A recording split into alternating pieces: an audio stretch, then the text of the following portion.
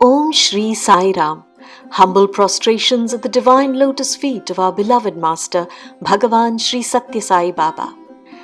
Dhyana Vahini, Chapter 4. Promote the welfare of all beings. Summary. To achieve Atmic bliss, one must bring certain physical, verbal and mental tendencies under control. These are usually known as the tenfold sins: the 3 physical, the 4 verbal and the 3 mental. The physical sins are injury to life, adulterous desire and theft. The verbal sins are falsehoods, cruel speech, jealous talk and lies. The mental sins are greed, envy and denial of God. The spiritual seeker needs to cultivate tendencies that will help him spiritually progress and not drag him back. One must therefore speak only good and act only in the best way possible. In this manner, the meditator can promote their own welfare as well as the welfare of others. The intellect or buddhi in us is the witness of all things in the objective world. These worldly things limit and color the intellect. Therefore, the person who is striving to reach the Lord must be unaffected by illusion and unimpressed by the world.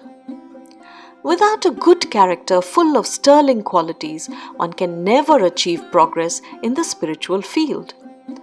Such a mind turned away from good might cause indescribable evil. One should always seek the welfare of the world.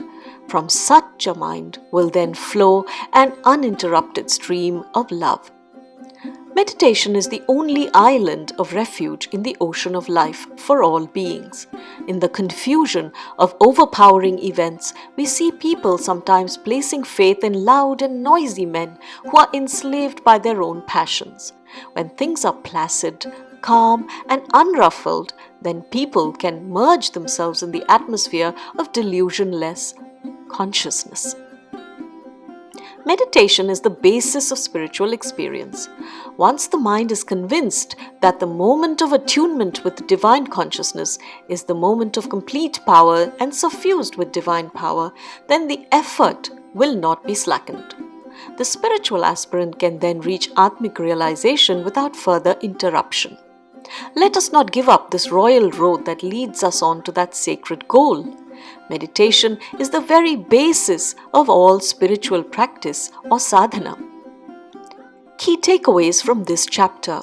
First, removal of key negative qualities and cultivation of a good character is an important prerequisite for success in the goal of meditation. Merely attempting to focus and still the mind can produce some pleasant sensations in the head, but take us no further. What is important is that we have to curb the negative tendencies and develop positive new ones. Therefore, let us fix the heart first, and then with that grateful heart approach the goal of Atmic bliss with a still mind. Second, with the repeated illusory description of the world, some aspirants mistake apathy for dispassion and practice aloofness from people and situations in pursuit of so-called meditation. A true seeker is not apathetic.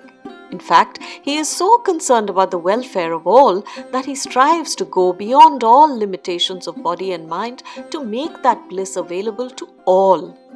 Therefore, let us approach meditation with an expanded heart rather than with a limited and individual mind. Third, distractions and worldly influences can continue in the seeker's mind only up to the point that he views them as worthy or equal in interest to the goal of his meditation.